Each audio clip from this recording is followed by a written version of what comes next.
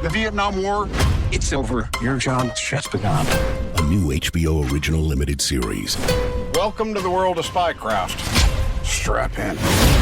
From executive producers Park Chan-wook and Robert Downey Jr. What are you concealing? Based on the Pulitzer Prize-winning novel by Viet Thanh Nguyen. What if I told you that I was a communist spy? How did you become this? The Sympathizer, streaming April 14th on Max. Subscription required. This episode is brought to you by Shopify. Whether you're selling a little or a lot, Shopify helps you do your thing, however you cha-ching. From the launch your online shop stage, all the way to the we just hit 1 million orders stage. No matter what stage you're in, Shopify's there to help you grow. Sign up for a $1 per month trial period at shopify.com/special offer, all lowercase. That's shopify.com/special offer.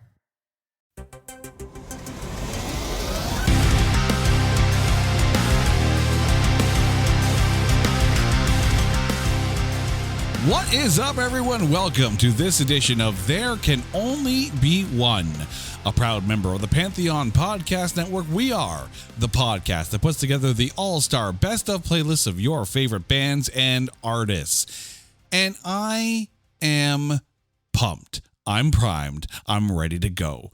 Because when this podcast came to be, there was a short list of artists that needed to be covered. And so far, I think I've done a pretty good job of covering some of my favorite artists, but now it's time. Perhaps one of my favorite bands of all time. We're now going to cover them. We are talking about Seattle metal masters, Queensryche. And here to join me for this journey down Queensryche Road, or the road to madness, if you will, my lovely wife, Carrie. Carrie, how are you doing? Am I the lady that wore black? As I look past my computer, you're not wearing black today. So, no, you are not the lady who wore black. Oh. So maybe more like the lady in red? I don't know. No, we're not doing a Krista Berg episode. Not yet. Not yet. I'm sure there will come a day where the Krista Berg episode happens, but no, we're not doing that one now. We're talking about Queensryche. Now, little bit of our story here. When we got together, we liked some of the same music. We've told our story about our anthrax mating call, I guess you could literally call it. But when it came to Queensryche, this was one of those bands that I liked, and Carrie, maybe not so much. So, but here's the awesome part about my wife. She would still make sure that I got to go to the Queensryche shows. But now for you, as someone who wasn't really a Queensryche fan until you got to go see them live, what was it about that live experience that changed your mind a little bit? Well, I'm going to talk about it a little bit more later, but definitely the theatrics. I think when we had seen the Operation Mindcrime live in its full presentation, especially, oh my God, the Seattle show with Pamela Moore. Yeah, okay, so if you've listened to our episode on Dream Theater, you heard Sean talk a lot about being at the Dream Theater score taping. So I'm probably going to drop the fact that we were at the Mindcrime at the Moor DVD taping in Seattle when that happened on my birthday, no less, because that was freaking awesome. Not to mention breakfast with Queensryche. Yes, not at Tiffany's, but with Queensryche. Yeah, we still actually have the Queensryche Breakfast Club mugs that came with that breakfast. So yeah, we were pumped. And as we're recording this show, and 2 days after this episode is released, we're going to get a chance to go see Queensryche in Toronto as they perform the EP and the Warning in their entirety. So we're extra pumped for this one. But now let's get to the party. We are about to cover 18 albums from the Queensryche discography. As always, we're going to not do any live albums. We're also not going to do any of their soundtrack songs. So a song like Last Time in Paris from the Ford Fairlane soundtrack, not going to be covered. And we're also not doing any compilations. So a song like Justified, which was on the Sign of the Times compilation, that wouldn't qualify. Now, dear Queensryche fans, I'm going to put this out there right now. Any Queensryche is good Queensryche. And the more Queensryche, the better. So yes, we are covering all eras and facets of Queensryche, which means we are going to be covering the Frequency Unknown CD, which was put out by Jeff Tate's version of Queensryche, opposite the band's self-titled album that was released just a few months later. No judgment, no drama, just music, all Queensryche. We're here because we freaking love the tunes. We love the band, all aspects of it. Zero judgment. I don't want to hear, it's not Queensryche without Chris. It's not Queensryche without Jeff. No. Queensryche all day, all the way. But we do have to turn the word Queensryche into a drinking game, friends. Oh, just a little bit. Every time you hear Queensryche, raise a glass, take a sip, a small sip, because we're going to say Queensryche a lot. Probably. In this episode. You're already about a fifth into that bottle of vodka at this point. So if I start slurring by, around 94. then you'll be okay. Yeah. Now, it should be pointed out too that we do have some shout outs throughout the show. Our good friend Brian Colburn over at My Weekly Mixtape, regular guest Sean Faust, and American Metalheads USA over on Facebook dropped a whole bunch of pics. So we're going to be shouting them out throughout the show. But we're going to start in September of 1983 in the release of the Queensryche EP, which was also, by the way, reissued in 1988 by EMI. The band at this point is the classic Queensryche lineup of Jeff Tate, Chris DeGarmo, Michael Wilton, Scott Rockenfield, and Eddie Jackson. The album peaked at number 81 in the US and is certified gold in the US. There was one single off of this. Queen of the Reich / The Lady Wore Black hit number 94 in the UK. In 2005, Rock Hard Magazine put out a book called The 500 Greatest Rock and Metal Albums of All Time. This EP hit number 336 in that book. Now, to our shoutouts. Brian went with Queen of the Reich, Sean went with The Lady Wore Black, and American Metalheads USA went with Blinded. So, Carrie, off of the Queensryche 1983 EP, what did you go with? Ooh. You know what? I'm going to let you choose. It's 50. You have a 50-50 chance. Do I? One of those. Okay, maybe like 33.333. Well, here's the thing. Oh, you want me to see if I can guess which one is yours? Yeah. I'm going to say that you're going to go with The Lady Wore Black. Well, that's exactly it. Yes. Right? Which is a phenomenal song. It goes over so well live. It goes over so well on CD. That song, as far as metal songs go, really is timeless and showcased everything that is the band. Now, there were 4 songs off of this EP when it was released.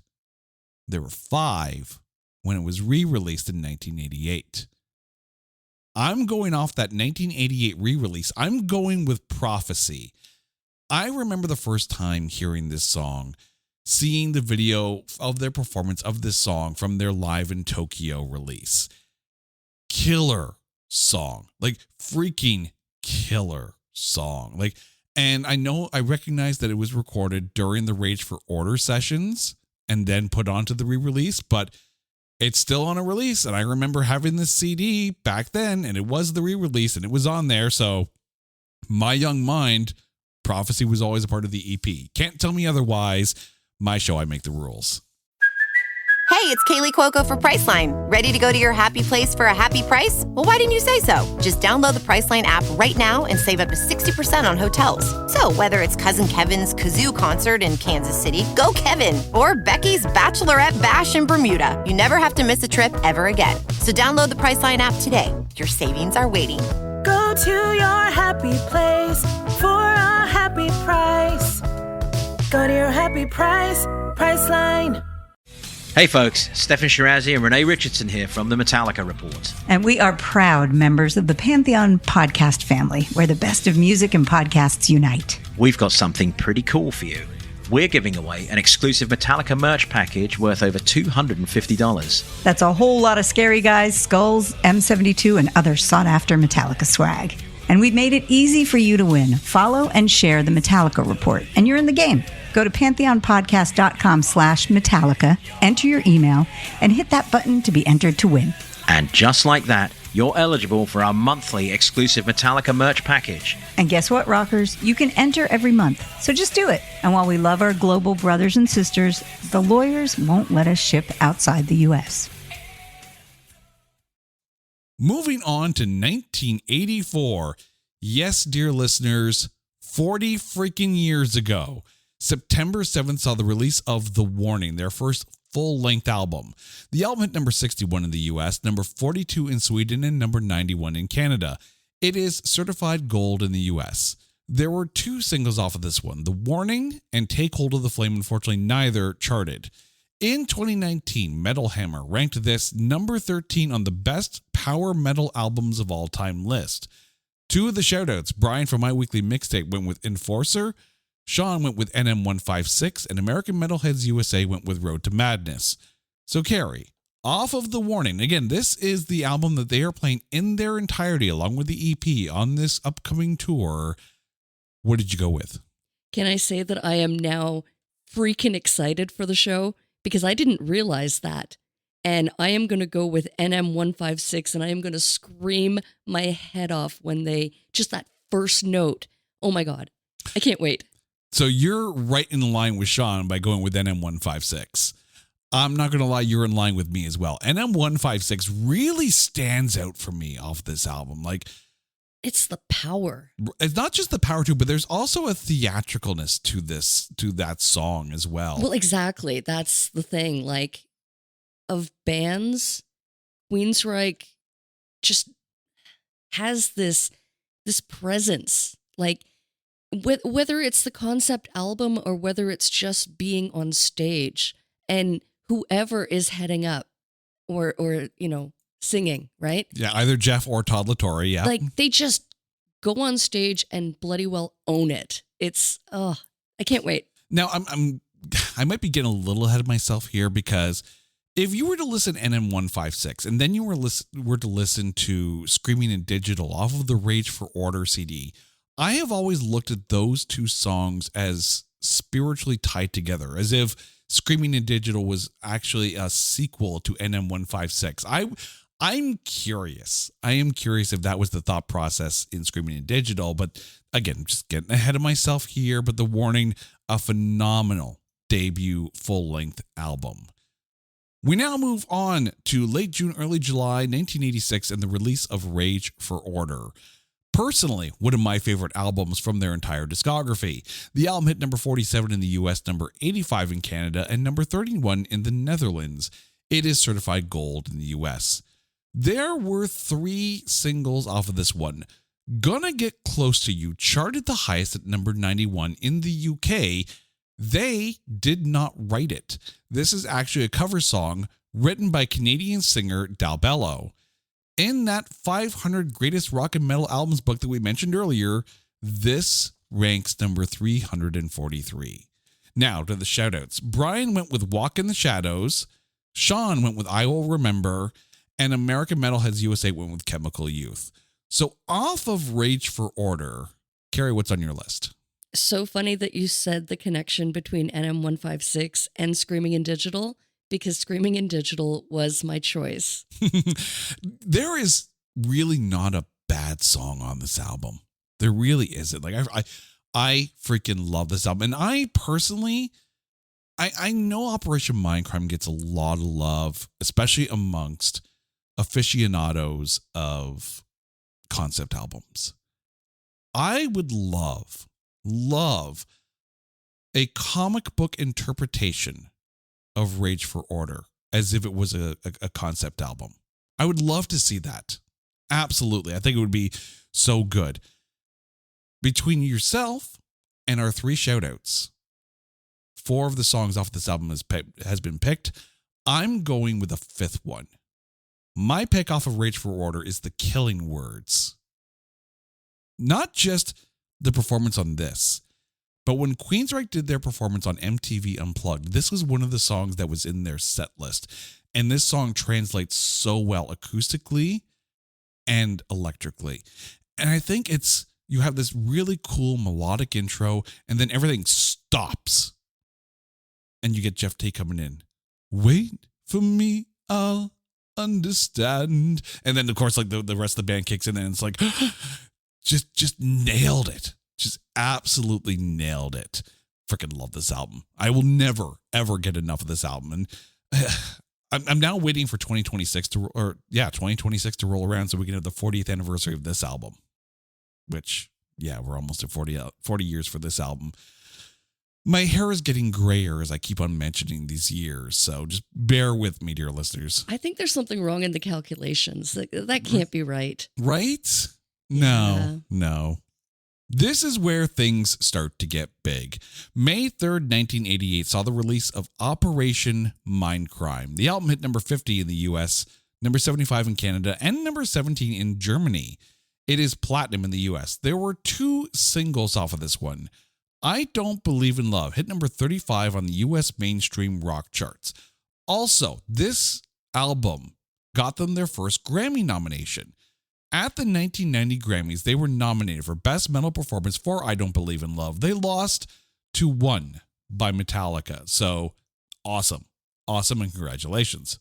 To the shoutouts, and yet another 3-song spread from our shoutouts here. Brian from My Weekly Mixtape went with Eyes of a Stranger. Sean Faust went with Sweet Sister Mary, and American Metalheads USA went with Speak. So off of Operation Mindcrime, Carrie, what's your pick? First of all, I think you're saying it wrong. You need to sing it. Like, I can't. Operation Mindcrime! Right? I cannot hear the 2 words Operation and Mindcrime without hearing it vocally. So my choice was The Needle Lies. And if you know me, and if you've kind of gotten a sense of the music that I'm drawn to, of all of the songs on the album, it is the thrashiest. And it's just like, I don't know, like it's the one that stands out to me, and it makes me just want to jump up and, I don't know, move, thrash around a bit. I'm not going to lie, I'm surprised. I'm a little surprised. Are you now? So bear with me here. Have I said something wrong? Well, always, but still, regardless. Hey, you didn't wear black to the show, I so know. You clearly did not understand the assignment. I have failed. Am I still the queen of your Reich, or like what? Like, I don't know. Well, now, if you were to wear the outfit that the person in the Queen of the Reich video wore, yeah, maybe. I'm just going to put it out there. Check the video. I don't know. It's a very 80s, a very, very 80s video. What if I crimp my hair? I don't know, and wear bright red lipstick? Would that help? Yes, and a very metallic-esque bikini. But go on. Right. Okay. So what did I say wrong? So you and I will often like the same artist, but not the same songs. And that's kind of been the fun of this show, is like your pick is not always my pick. And even when we do spin, shuffle, skip, sometimes your spin is my skip and vice versa. We're 4 albums into this run, and we've lined up on 2 now already, because The Needle Lies is also my pick as well. I actually name dropped this song when I appeared on Playlist Wars Songs of 1991, because we were talking about Metallica's The Black Album. And I picked Through the Never off of that album, specifically because Through the Never by Metallica reminds me of The Needle Lies by Queensryche, which of course came out a couple of years before that. Like, they both have a very similar kind of staccato style pattern to the riff. The Needle Lies, especially coming off of Sweet Sister Mary, which, if you listen to the album on cassette, The Needle Lies starts your side B, but if you happen to be listening to it on CD, you go Sweet Sister Mary. So this big epic song, which of course we knew Sean was going to pick because Sean likes his long songs, but then to pick it right back up with The Needle Lies, it's a jolt to the system. Like, here's your caffeine, get ready to go. You got another half of the album to go. Needle Lies is such a good song and goes over so well live. I still remember getting the Operation Live Crime box set and watching that VHS tape on Christmas Eve, and that part comes on, and that tour when they toured on the Empire album and they did all of Mindcrime live, We're going to talk about that in a bit. Because the next album is Empire, released in late summer of 1990. The album hit number 7 in the US and 18 in Canada. It is triple platinum in the US, platinum in Canada, silver in the UK.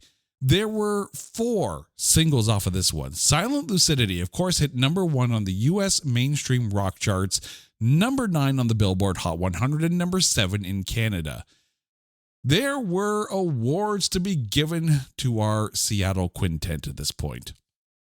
At the 1992 Grammys, Silent Lucidity was nominated for Best Rock Performance by a Duo or Group with Vocal.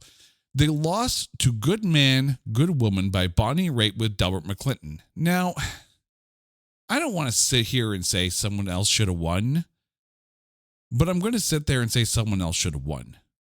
And I'm not trying to diss Good Man, Good Woman by any stretch of the imagination, but also nominated for that award that year was Been Caught Stealing by Jane's Addiction and Into the Great Wide Open by Tom Petty.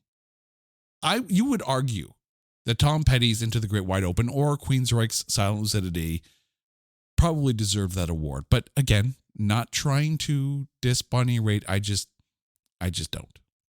It was also nominated for Best Rock Song at the Grammys that year, lost to The Soul Cages by Sting.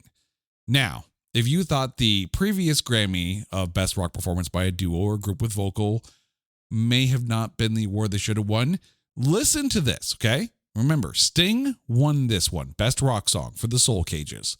Also nominated alongside Silent Lucidity was Can't Stop This Thing We Started by Bryan Adams, Been Caught Stealing by Jane's Addiction, Learning to Fly by Tom Petty, and Enter Sandman from Metallica.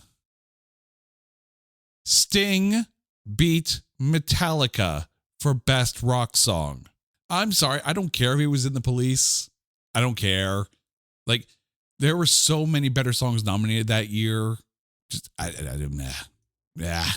At the 1991 Billboard Awards, the album won for number 1 album rock track. At the 1991 MTV VMAs, they were nominated for Video of the Year for Silent Lucidity. They lost to Losing My Religion by R.E.M. Was nominated for Best Group Video, lost to Losing My Religion. I'll give you that one.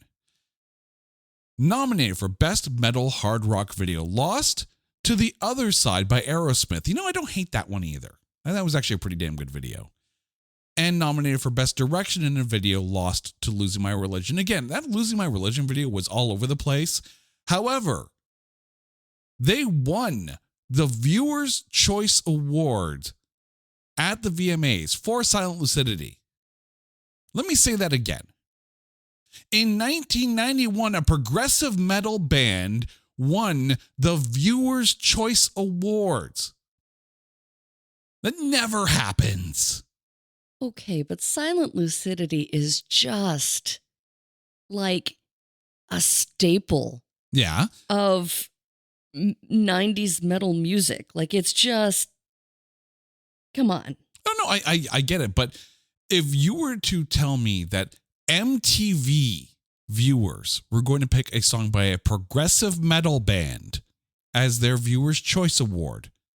No, but that song, though, you can't go anywhere, any radio station, every radio station. No, it was absolutely everywhere. Yes. It was everywhere. Oh, yeah. I just, in hindsight and knowing that progressive metal isn't necessarily popular music, I get it. I mean, maybe this is just me being a little butthurt by the fact that, you know, progressive metal kind of gets a side eye from all the hard rock and heavy metal, but I don't care. Queensryche's awesome. At the 1991 Northwest Area Music Awards, they also won for Best Metal Group and Empire won for Best Metal Recording. So yeah, had to give this album its due because this was the biggest album of their career. To the shoutouts, Brian from My Weekly Mixtape went with Empire. Sean went with Another Rainy Night Without You, and American Metalheads USA went with Resistance. So after that full diatribe off of Empire, what did you go with? You know, as much as I really wanted to pick the title track Empire, because I really do like that song, I would be remiss to not mention my love for Another Rainy Night. Oh, it's such a good love song. That song. Like, it really, this album is tough. I have been singing that song in my head quietly like all week preparing for this record today. Right. So, yeah, it's catchy. Oh, absolutely. And this is the album that I love for this kind of show because it makes you choose.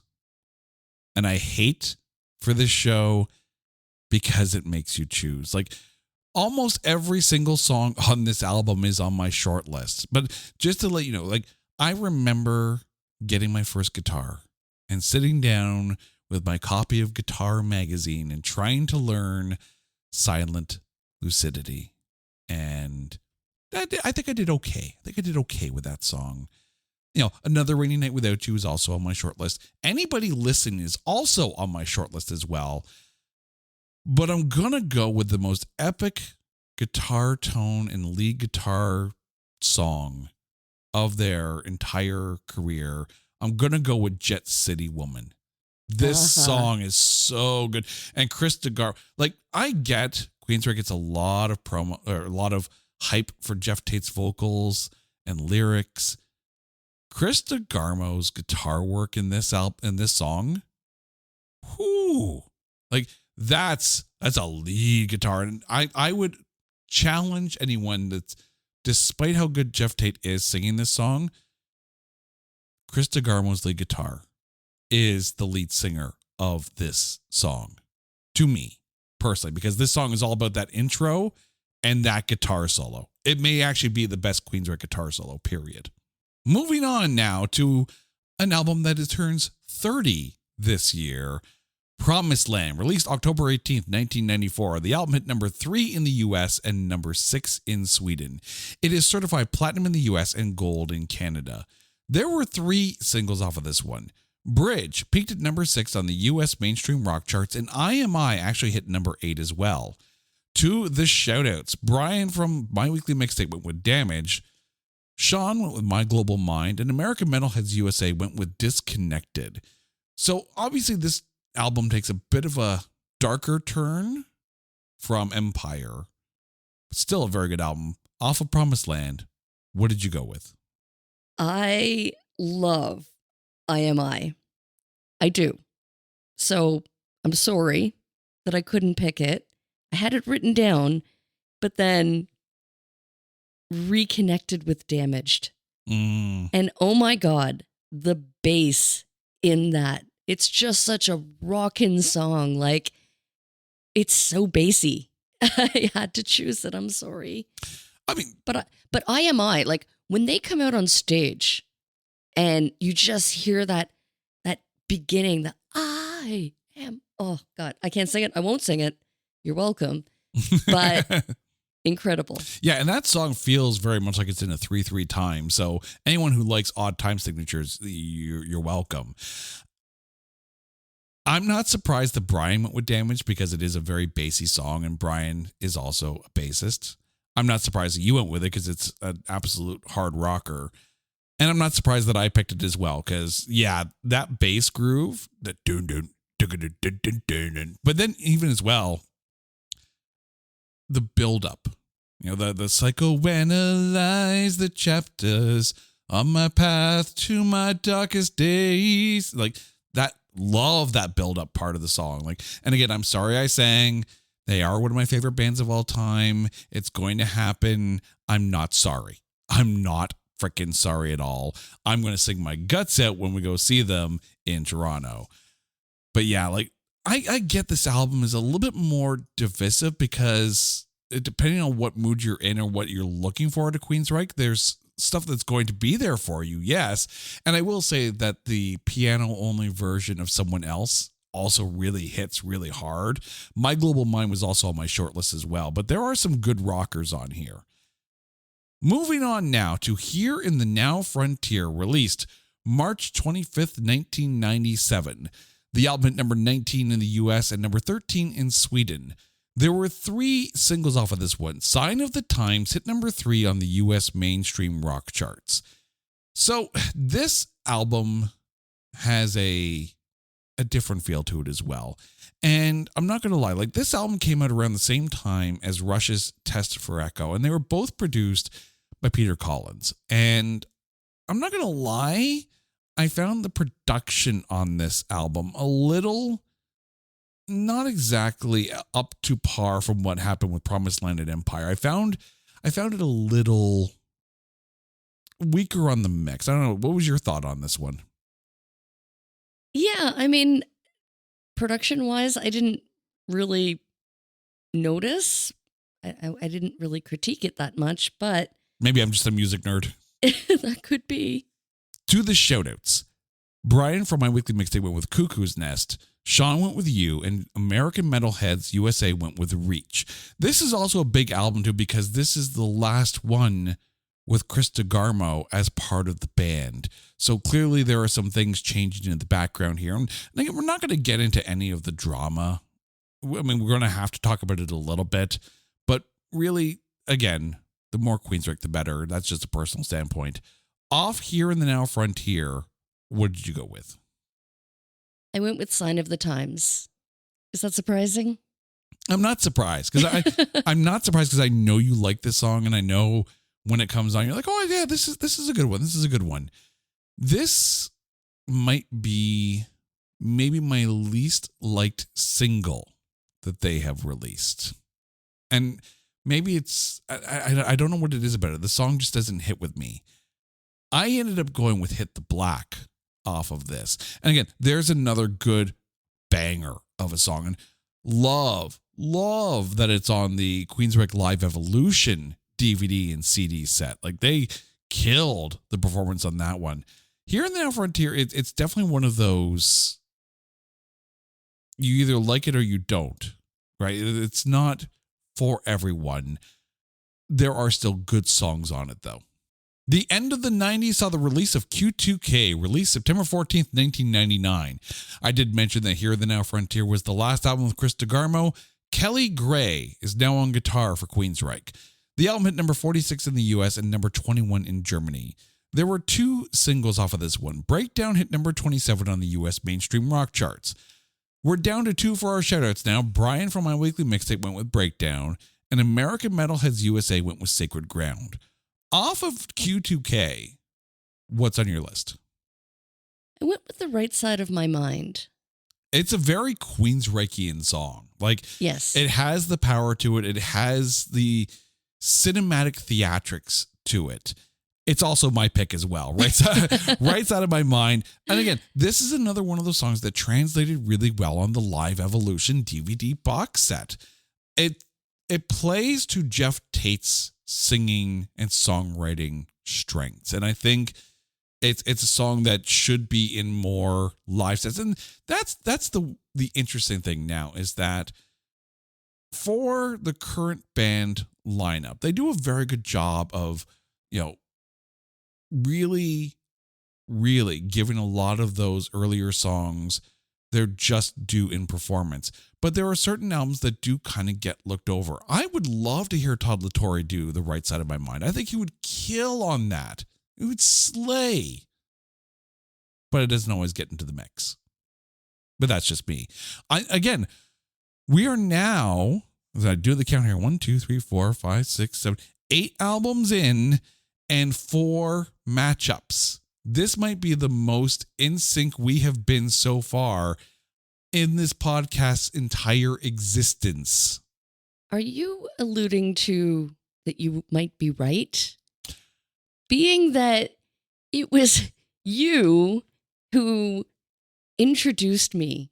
I mean, aside from Silent Lucidity, which, who hasn't heard that? But you introduced me to Queensryche. You brought me into this world. And are you saying that you might be right? It's funny you mentioned that. It's funny that because I am right. I am right, yes. But no, it's funny you mentioned that because, let's go back to the Anthrax episode for a second here. And by the way, that was our first episode. So please, dear listeners, go back and, give that one a spin again. But you were an Anthrax fan before you and I got together, and I was an Anthrax fan. So we both had our thoughts and our picks already kind of pre-made. You kind of got thrown into the Queensryche pool by me into the deep end. Like, you want to be with me, you got to listen to Queensryche kind of thing, you know? And well, that's how I felt in the past week. Here's more CDs. You want some of this, you listen to the Reich, okay? But the thing is, like, obviously, if I'm going to introduce you to Queensryche, I'm going to introduce you to the Queensryche songs that I like, because that's how you introduce someone to a band, right? So maybe I shouldn't be surprised that a lot of your picks are going to be similar to my picks, because I'm sure a lot of your Queensryche tastes are taken from my like of the band. We're now into the 2000s and the release of Tribe. That dropped on July 22nd, 2003. Another member change. Kelly Gray is now out of the band. Mike Stone is now on guitar. Although Chris DeGarmo did actually come back and co-write some of the songs on this, including Open, Desert Dance, Falling Behind, The Art of Life, and Doing Fine. The album hit number 56 in the US. There was one single off of this, Open, hit number 38 on the US mainstream rock charts. American Metalheads USA picked Rhythm of Hope. I remember this tour. I remember we went to go see Queensryche up in Barrie on the Queensryche Dream Theater co-headlining tour with Fate's Warning opening. All the prog that could ever progged up in Barrie. This was a phenomenal show. And the funny thing too, I still remember we went to Barrie. We actually got to meet Queensryche as they were loading up the bus outside the hotel before heading off to the arena. But then the next day, we had to make our way back to Toronto so we could go to the Summer Sanitarium tour, which was Metallica, Limp Bizkit, Linkin Park, Deftones, and Mudvayne. I would argue that this was the better of those two shows, at least from an in-arena sound quality. And so began my hearing loss. However, I have to rewind because you dusted over. Well, I wasn't going to throw you under the bus, but since you're going to mention it anyways, you go right ahead. Oh, no, we're mentioning the bus. You are dusting over the ginormity of the story of how we met Mike Wilton. So, dear listeners, grab your popcorn. We get into our hotel room after we didn't have a car at the time, so we had to take a bus, like a charter Greyhound to get out to Barrie. So we get to Barrie and we check into our hotel room, and I have a thing that every time I check into a hotel room, I always open the curtains to, invite light in and get the lay of the land and to see our view from our hotel room. And so I'm looking out overlooking a parking lot, a back of the hotel, kind of back entrance parking lot. And I'm like, that's a tour bus. That's for sure a tour bus. Call over Jay. He looks, he's like, it's a nice bus. I mean, it could be any sort of a travel Voyager type. I'm like, nope, that's a tour bus. Get your shoes, drop your bags, we're going. And so we go up to the bus, and there is this. Now, I'm a short person. Okay, I'm like 5 foot, nothing. Say it right. I'm 5 foot tall. And there's this tiny guy with long hair. I from the back didn't see his face. He's loading in the gear into the bus. Guitar cases. And I'm like, hi, excuse me. Do you work for the band Queensryche? And he turns and introduces himself. He's like, yeah, I do. My name's Mike Wilton. At this point, Jay is turning all shades of red. I'm like, are you okay, hon? This gentleman, this is Mike. Holy crap, it's Mike Wilton. Meanwhile, I'm literally on the sidewalk. I recognize who it is, but I'm just like, hey, Queensryche. You could have helped me out. Could have maybe elbowed me, given me some heads up. You're Mike Wilton. I was starstruck. Can I just say he looks so much bigger, grander on stage, like taller, if you will. I had no idea that I was literally standing like eye to eye with a guitar god. With a guitar god. And he was just such a nice guy. I mean, as far as my introduction, I'm like, oh yeah, do you work with the band Queensryche? There was no ego. Yeah, Mike Wilton is the coolest. There was no no air of, you seriously don't know who the I am? I'm like, no, he was so nice. He was so humble, and he was introducing himself. He shook my hand. He chatted with us for several minutes. And then out of the lobby comes Jeff Tate, and he's like more surrounded by fans at this point. It was it was literally one of those fun stories that, and you know what? Jeff was nice too, shook our hands and, you know, and oh my God, the amount of like bling that he was wearing. I was just in awe of his rings when he shook my hand. I was like, ooh, I like that one. That's really nice. Yeah. Meanwhile, like I said, I'm in the corner, like, you know, seeing Mike Wilton completely. This is one of the very few times in my life that I have ever been starstruck. Like, that's how much Queensryche meant to me. I'm literally on the sidewalk going, Mike the whole Wilton. time. The whole time I'm like, Jay, say something. Like, have you met? This is my husband, Jason. I'm surprised I didn't go up to him and say, hi, I'm Mike. You must be Jason. Like, seriously. Oh, I'm such a nerd. You know what? It was truly, like, it was one of those memorable meetings, you know, where you meet someone famous and yet just so incredibly humble. Dear Mike Wilton, please thank you for not thinking me an idiot. And even if you did, please thank you for not calling me an idiot. All right. Off of Tribe, what did you go with? Oh, I have to check my list. Hang on. Yeah, back to the show. Okay, so again, right? This was really my introduction to Queensryche. Around 2002, 2003, that was kind of when I was inducted into this tribe. Right. And see what I did there? I see what you did there. Yeah, all right. And so this is kind of my album. This was my starting point. This was my album. So for me, and I'm going to say this, but it's going to sound wrong, but I wrote it down that it's easier for me to pick a song that I don't like off of this album because the album is just so front to back for me. I love every track. Come on, Losing Myself, Falling Behind. But there's one that I put a heart asterisk beside, and that's Doing Fine. The positivity and the positive vibes from this song, I love it. I just love it. For me, you're right. Like there's a lot of my short list. Like Open and The Art of Life are both on my short list, but I ended up going with Desert Dance off of this one. Like it's got a really good, like very, very cool groove to it. Then you can hear Chris DeGarmo's writing influence, especially in Open. Open feels like a Chris DeGarmo co-written song, and the album definitely benefited from his co-writing, and definitely not for me, not, you know, being able to talk around Michael Wilton. Holy crap, I still can't believe how much of a doofus I was, but here we are. And the funny thing is, we've had the chance to meet them on the band on a couple of times in different iterations of the band as well. So and every time everyone has been genuinely awesome. So kudos and thank you to the band. Operation Mindcrime 2, released March 31st, 2006. The album hit number 14 in the US, and there were 2 singles off of this one. I'm American and The Hands, unfortunately neither charted. To our shoutouts, Brian went with Hostage, and American Metalheads USA also went with Hostage.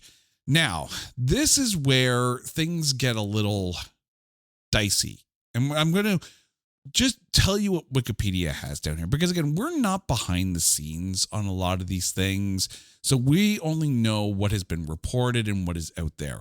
Apparently, Scott Rockenfield did not play drums on this at all. The drums were actually done by Matt Lusich. Michael Wilton's tracks were apparently redone. So this album is very much a Jeff Tate production, but it's still Queensryche, the band, up there on stage performing this. And again, we were at Mindcrime at the Moor. We went from Toronto to Seattle to go see this. And the funny thing is, we went there and we got to see the show on my birthday.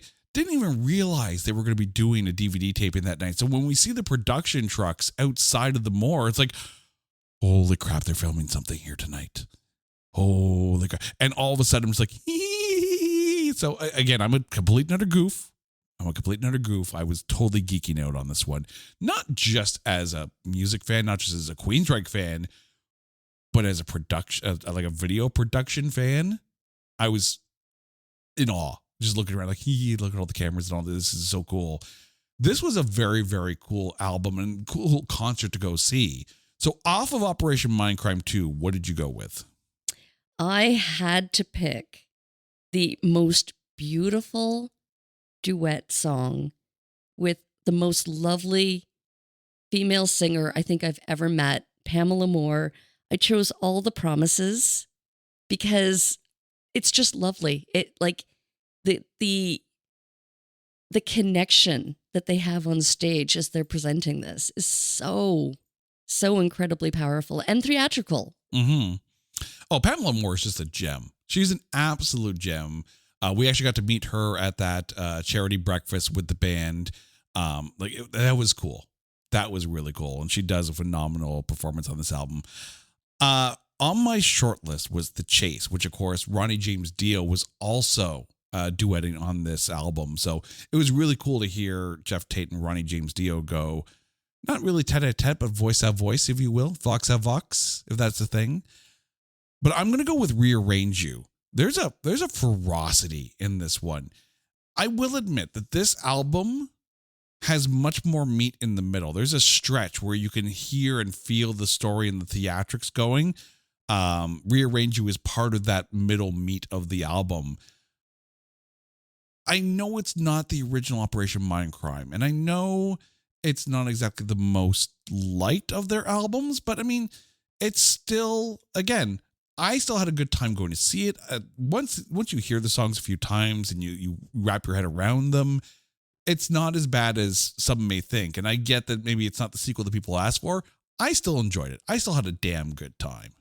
We now get to a very interesting album for Queensryche. Take Cover, released November 13th, 2007. This album is all just covers.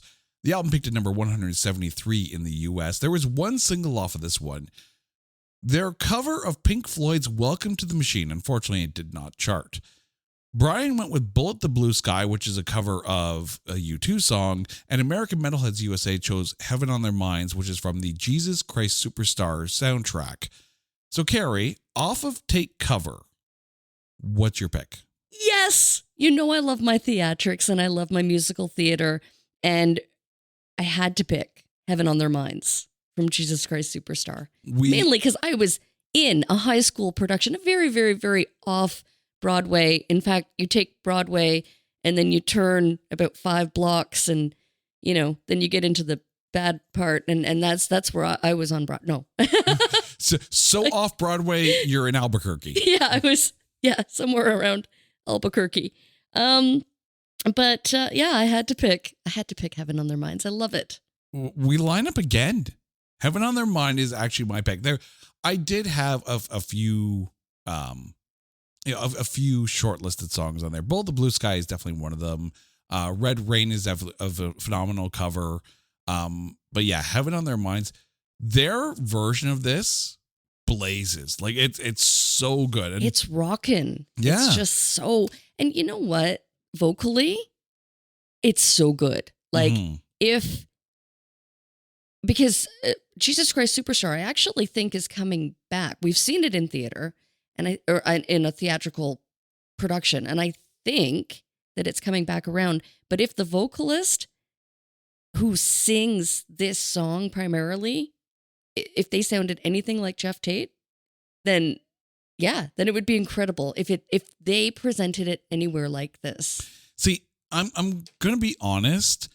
I've never seen Jesus Christ Superstar. I've never seen the stage performance. I've never seen the movie version of it. I'm a Jesus Christ Superstar virgin. Well, then you should have known me in high school.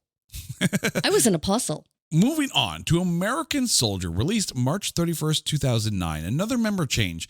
Mike Stone is now out of the band. Kelly Gray and Damon Johnson from Brother Kane added guitar work to this album.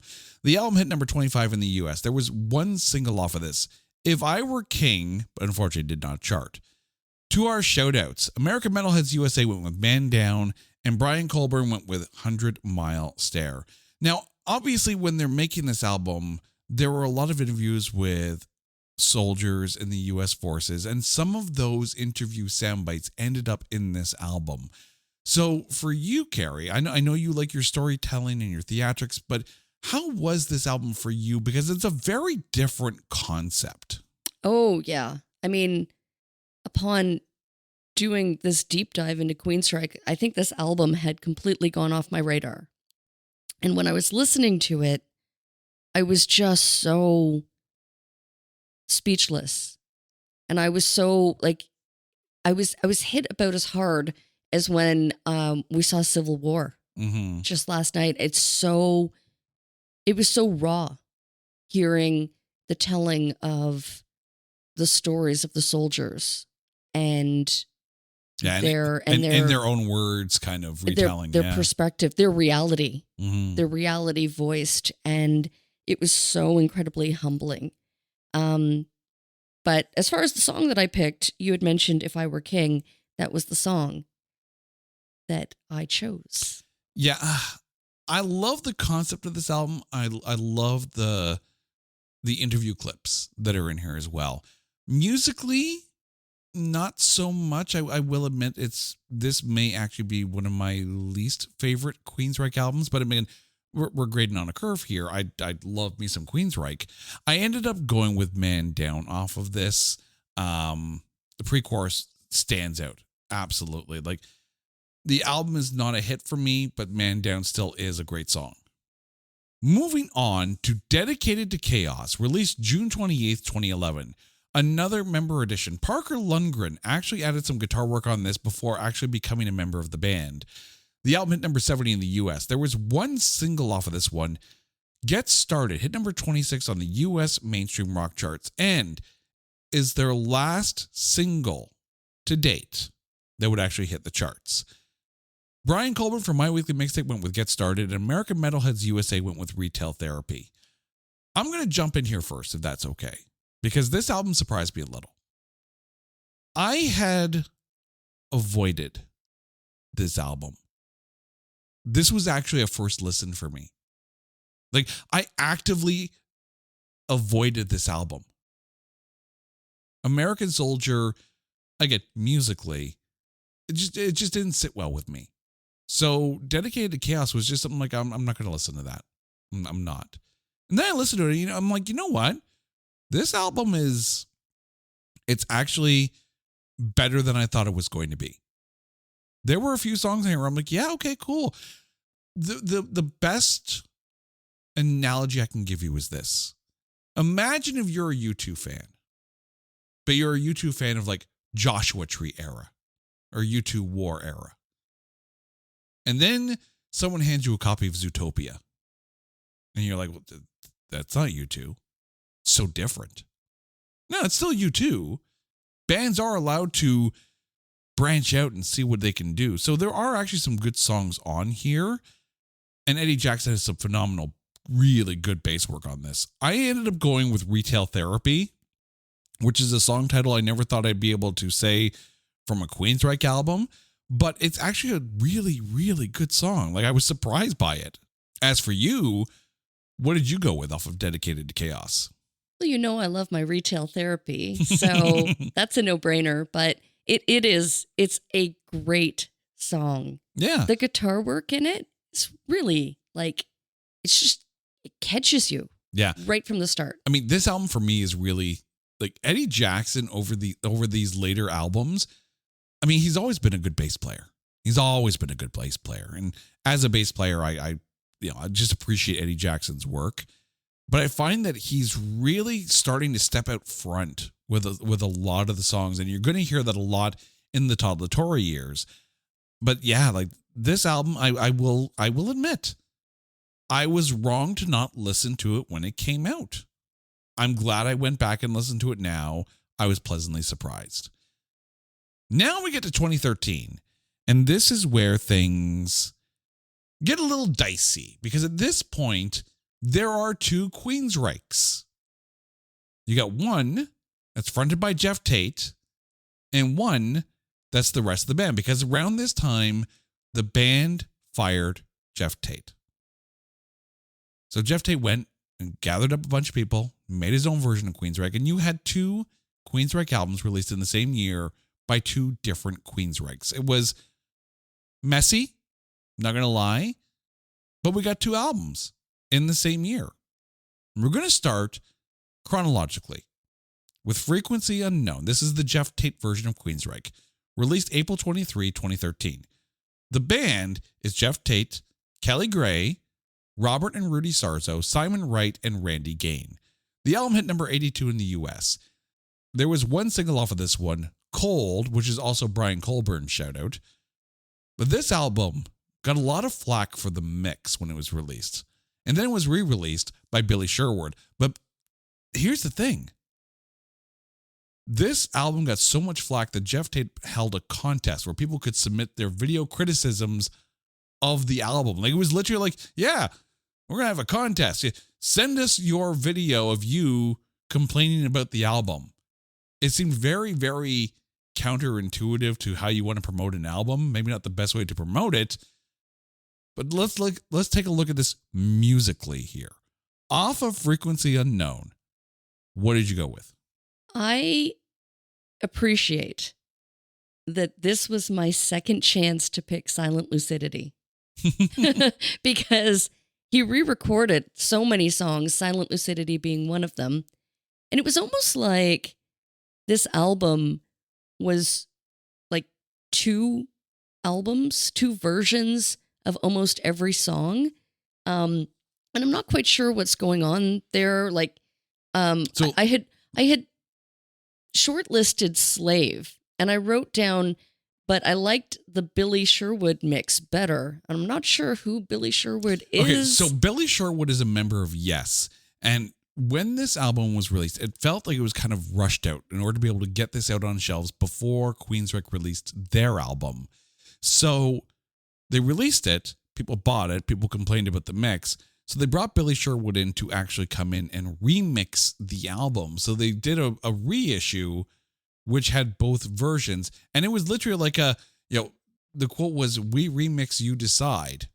So yeah, like this album, it's a bit of a mess on the release side of things. I ended up going with Cold, but again, the Billy Sherwood mix, because he actually pulled the Kelly Gray solo out of the mix entirely, because Kelly Gray's solo during the first version of the song was so upfront and so kind of out of tune, not tune, but like out of tone with the rest of the song. The Billy Sherwood mix just pulled that solo out entirely and let the song kind of have a groove solo rather than a wailing guitar solo. But that leads us to a couple months later and the release of the Queensryche self-titled album, full-length album, released June 25th of that year. This band is Todd La Torre on vocals, Mike Welton, Eddie Jackson, Parker Lundgren, and Scott Rockenfield. That album hit number 23 in the US. There was one single off of this one, Fallout, although there were other videos released off that album as well. Brian ended up going with Fallout. American Metalheads USA went with In This Light. So off of the self-titled new version of Queensryche, what's your pick? I totally agree with In This Light. That was my pick. Yeah, I need to get on my soapbox again if I can.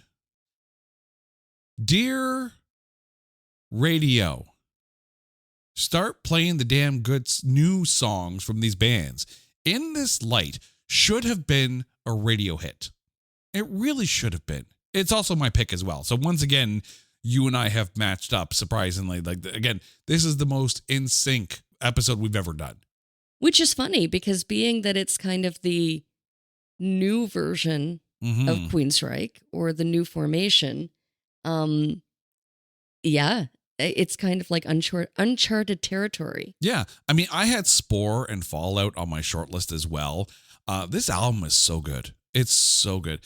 And I'm glad they got the name, because when this whole thing happened, they did 2 shows in Seattle as this lineup, but they called themselves Rising West. And then after those 2 shows, it's like, nope, we're Queensryche. And I'm glad they didn't have to stick with the Rising West name, because, I was excited for this lineup. I was excited. I think Todd La Torre was a phenomenal choice to take over. And I'm glad that they're still putting out new albums today. And I'm glad they're still touring.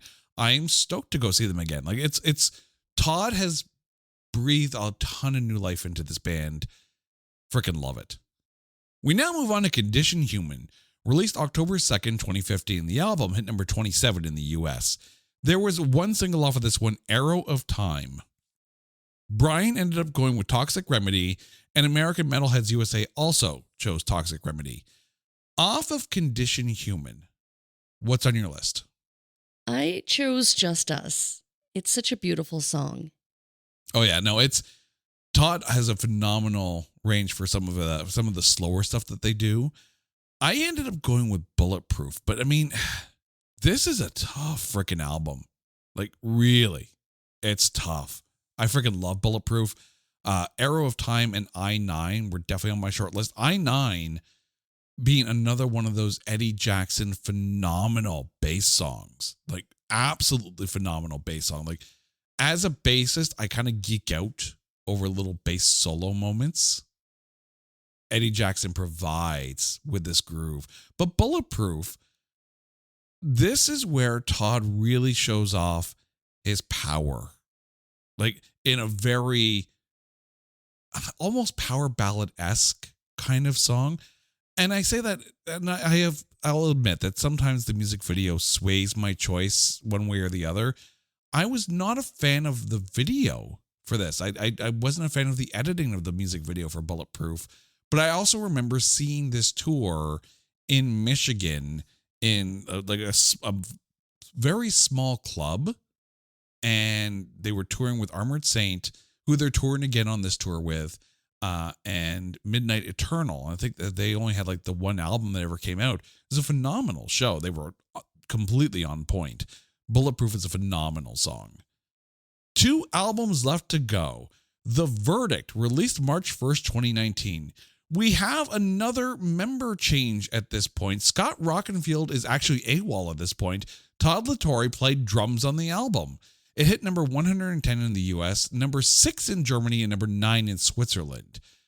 To the shoutouts, Brian Colburn went with Light Years, and American Metalheads USA went with Blood of the Levant. I'm not going to lie, I side with Brian on this one. Light Years may actually be my favorite Todd LaTorre era music video. I don't know what the director and editor did in post-production for this one, but it's a killer video. The song is great too. Another Eddie Jackson, phenomenal bass solo. Off The Verdict, what did you go with?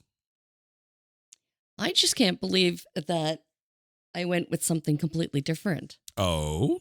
I chose Inside Out for its Alice in Chains vibe. I can see that. I gave it like 2 listens through, and I'm like, no, this is definitely my choice because, again, it just had that kind of really cool, again, there's no other way to describe it except for like an Alice in Chains kind of vibe. Yeah, and that's Seattle. It had that Seattle inspiration. That's it. Yeah. I mean, there's the thing. Like, when you think about the big 4 of Seattle grunge bands, Pearl Jam, Soundgarden, Stone Temple Pilots, and Alice in Chains. I am shocked you didn't say Candlebox. I said big 4. Well, fair. I mean, you could pull out Stone Temple Pilots and put it in Nirvana, but Alice in Chains was always my jam because they were the more metal of the 4 of them. Even Candlebox, like, you know, I love me some Candlebox, but Alice in Chains at that time had the more metal vibe that I was really grooving. And Candlebox, of course, came out in 93, so they were a few years behind the big initial wave of Seattle grunge. Queensryche is still a Seattle band, and I'm surprised that we don't hear more of that Alice in Chains influence. And I wonder if Alice in Chains was influenced by early Queensryche as well. You know, you have to think that Seattle sound carries a long, long, long, long way. But yeah, The Verdict is such a good album. Our final album thus far is Digital Noise Alliance. We have another series of member changes. Parker Lundgren at this point has left the band. Mike Stone is now back with them. And Casey Grillo is now the drummer of Queensryche. The album was released October 7th, 2022. Unfortunately, the album did not chart in the US, but it did chart in Germany and Switzerland, hitting number 12 in Germany and number 15 in Switzerland. There was one single off of this one, In Extremis. Brian went with Chapters, and American Metalheads USA went with Lost in Sorrow. So off of Digital Noise Alliance, the DNA release, what's on your list? I went with the cover of Rebel Yell. You know what's funny? When I first heard the cover, I was like, what are you doing? Really? They did it well. I will admit that their cover has grown on me. It really has. Like, at first, because I'm just like, when I think about Queensryche doing covers, and of course there was the Take cover album, so, songs like Heaven on Their Mind and Bullet the Blue Sky and Red Rain, and there's some good covers. And then even earlier, yes, a song like Gonna Get Close to You, which was itself a cover, and their cover of Scarborough Fair, like, it's haunting as hell. Rebel Yell never stood out to me as a song that Queensryche would ever cover. And it grew on me. It took a couple listens, but I will admit I'm a fan now. I appreciate what they've done, mainly because they really hit on some of those Steve Stevens guitar tones. And that's when it sold it to me, like that almost machine gun-esque guitar tone in the middle of the song, like around the solo. It's just like, okay, you got me. Not my pick. I ended up going with Behind the Walls. This one had almost a very Dream Theater vibe from the Awake Scenes from a Memory era in the beginning, and then it jumps into a really crowd-friendly chorus and riff. Lost in Sorrow was also on my short list, so shout out to American Metalheads USA. And by the way, thank you to Brian, Sean, and American Metalheads USA for chiming in with all of your shout outs through the entire episode. Love to hear from you guys. Like, be sure to find us on social media at Only One Cast, or go to our website at notthatbadcast.com. You can go to our coming soon page. You can actually see the episodes that we are preparing to work on and release, so you can get your chime-ins as well. So we can basically call out your name every time we hit an album. So love to hear from you guys. But now, Gary, after 18 Queensryche albums, it is time to remind everyone what your picks were. And if there can only be one Queensryche song off of your list, what's it gonna be? I feel like this is a test I didn't study for. So taking it back to 1983 and the Queensryche EP, my choice was The Lady Wore Black. Next album, I chose NM156 off of The Warning. Followed by, from Rage for Order, I chose Screaming in Digital, which I now learned that makes a lot of sense because the two spiritual pair sequels. Well. They pair well. What is this, like dinner and a beer? Yes, I'll have the NM156 with a side of Screaming in Digital. They pair very well. Right. Okay, then we get to Operation Mindcrime. And The Needle Lies. The Needle Lies was my choice, followed by Another Rainy Night from Empire. Damaged. Sign of the Times. The Right Side of My Mind. Doin' Fine from the Tribe album. But that one was a tough one. And then All the Promises from Operation Mindcrime 2, because of the lovely duet with Pamela Moore. From Take Cover, I chose Heaven on Their Minds. From American Soldier, I chose If I Were King. From Dedicated to Chaos, I went for a little Retail Therapy. Followed by, from Jeff Tate's subtle title, Frequency Unknown, I chose Silent Lucidity because I'm so glad it was there, because I would be remiss to not have chosen Silent Lucidity. It's like a staple for Queensryche. And from the newly self-titled album of the Nold Queensryche, I went with In This Light, followed by Just Us from Condition Human. On the Verdict, I had chosen Inside Out, and from Digital Noise Alliance, Rebel Yell. And if there can only be one Queensryche song, what's it gonna be? You know what? Before I answer that question, I was reminded that I need to share a quick concert memory. Okay. Of the most incredible, like, massive meeting of two progressive metal god bands, the entire band, when Queensryche and Dream Theater joined together on stage to do We Won't Get Fooled Again in Barrie. Was that not the most incredible thing that you have seen? That concert moment still is burned into my brain as being like jaw on floor. Oh my God, I can't believe that they're doing this. And it's so damn good. I'm not going to lie. There are a few moments of going to see live shows when something really freaking cool happens and it's stuck in your brain. That might be, it's definitely in the top 3 moments of going to see live music of all time for me. Queensryche and Dream Theater together on stage. How cool is that? And that cover was so much fun. That was awesome. That's the thing. Like, they just looked like they were having so much fun with it. Mm-hmm. They were like, what the hell? We'll do it for the encore. Like, and it was incredible. Right. I can't even hear that song when it comes on the radio and not think they've done it better. Queensryche Dream Theater. This is how it should sound. Right. By the way, if you want to hear that, it's actually on the Art of Live concert DVD release as well. So you can find that on there. So, go have a listen. Go have a listen. But it's time. I've killed enough time. You have stalled long enough. I had to say it. You had mentioned Dream Theater and I was like, oh, this needs to be said now. Okay, so my only one. If I had to choose only one, I'm on a deserted island and I've got one Queensryche song that I'm taking with me. You're stalling. It's Another Rainy Night. Very, very good choice. All right. Off the EP, I went with Prophecy. So I went with the reissue, My Show, My Rules. Off of the Warning, I went with NM156. From Rage for Order, I went with The Killing Words. From Operation Mindcrime, I went with The Needle Lies. Sorry, I couldn't not, gotta make the wife happy, right? From Empire, I went with Jet City Woman. From Promised Land, I went with Damaged. From Here in the Now Frontier, I went with Hit the Black. Off of Q2K, I went with Right Side of My Mind. From Tribe, I went with Desert Dance.